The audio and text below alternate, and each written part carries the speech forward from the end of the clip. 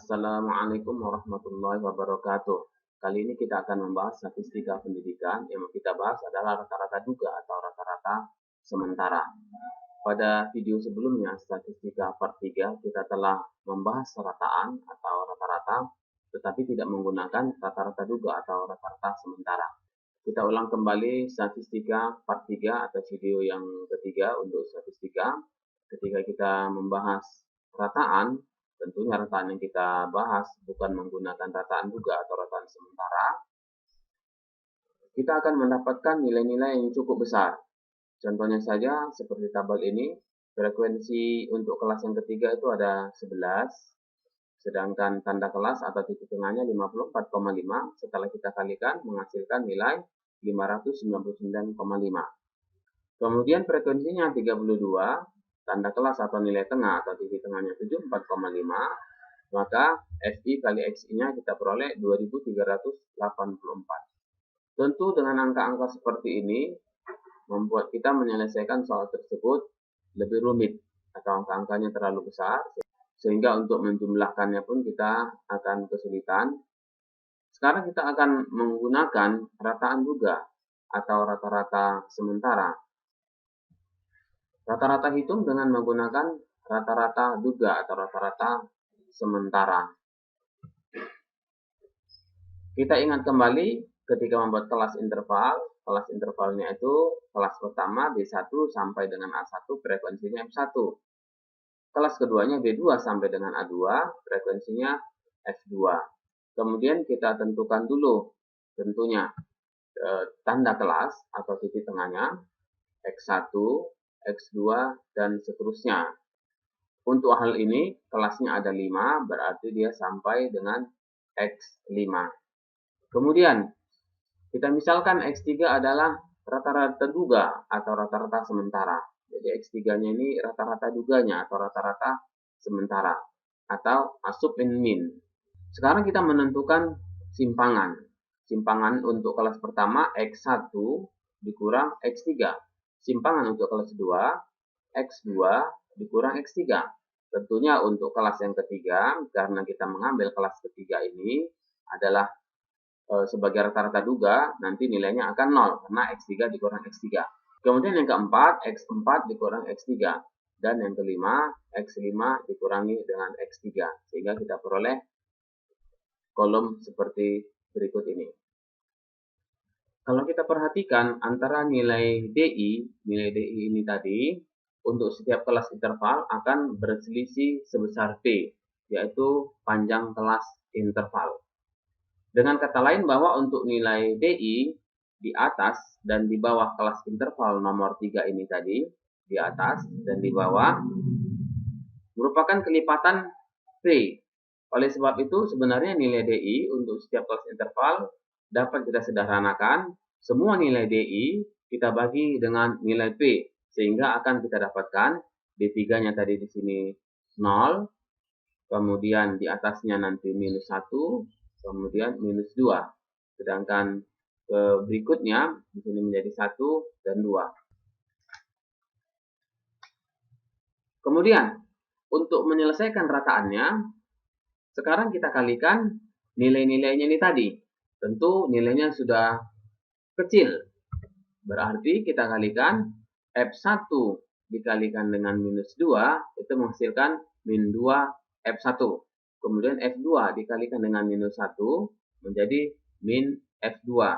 Dan seterusnya 0, sampai kelas yang terakhir, F5 dikalikan dengan 2, nilainya adalah 2F5. Berikutnya, kita selesaikan dengan rumusan rataan sementara. X bar itu sama dengan AM, yang mana AM ini adalah rataan sementara. Dalam hal ini adalah untuk kelas yang ketiga atau X3-nya yang kita ambil sebagai rataan sementara atau rataan duganya. Ditambah P atau panjang kelas. Kemudian dikalikan dengan sigma FI kali DI. Sigma FI berarti F1, nanti kita kalikan dengan DI min 2 FI atau ini dia, dan seterusnya ini dibagi dengan sigma FI. Tentu dengan nilai-nilai ini tadi kita akan menghitung atau mengalikannya dengan angka-angka yang lebih mudah. Untuk lebih jelasnya, perhatikan contoh berikut ini.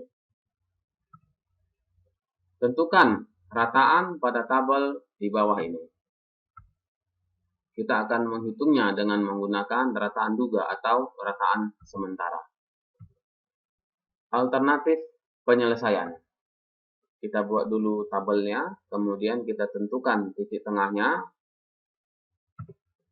atau tanda kelas. Setelah kita tentukan tanda kelas, kita tentukan dulu sebagai rata-rata duga atau rata-rata sementaranya.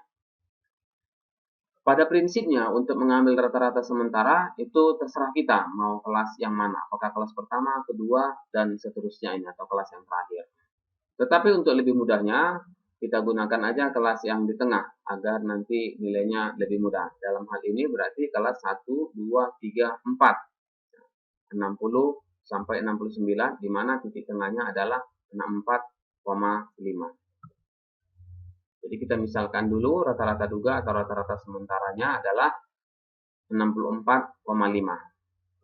Sehingga untuk mendapatkan simpangannya berarti kita kurangkan 11, 34,5 dikurangi dengan 64,5. Kemudian 44,5 dikurangi dengan 64,5. 54,5 dikurangi dengan 64,5. Demikian seterusnya 74,5 dikurangi 64,5. Kemudian kita bagi dengan panjang kelasnya, di mana panjang kelasnya ini 10, sehingga bisa kita sederhanakan, berarti di sini jadi 0, kemudian ini minus 1, minus 2, minus 3, 1, 2, 3.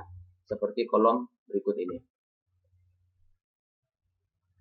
Selanjutnya, berdasarkan rumus ini, kita harus menghitung sigma Fi dikalikan dengan Di. Sigma Fi dikali Di. Berarti kita kalikan Fi-nya 2, dalam hal ini untuk kelas yang pertama, dikalikan dengan minus 3. Berarti kita butuh kolom satu lagi, Fi dikalikan Di, dapat minus 6. Kemudian 3 dikali minus 2, minus 6, dan seterusnya sampai kelas yang terakhir, 7 dikalikan dengan 3, kita peroleh 21. Selanjutnya kita membutuhkan sigma Fi. Sigma Fi-nya sudah kita dapat, nilainya adalah 100. Dengan cara ini, tentunya angkanya lebih mudah kita menjumlahkannya. Setelah dijumlahkan, sigma Fi kali Di itu nilainya 80. Sekarang nilai-nilai ini kita substitusikan ke rumus yang ada. X bar sama dengan AM ditambah P dikali dengan sigma Fi kali Di per sigma Fi. Di mana AM atau rata-rata sementaranya itu adalah 64,5. Kita substitusikan nilainya, P atau panjang kelasnya adalah 10. Sehingga kita dapatkan 64,5 ditambah 10. Sigma Fi kali Di itu nilainya 80. Dan sigma Fi nilainya 100. Berarti kita kalikan dengan 80 per 100.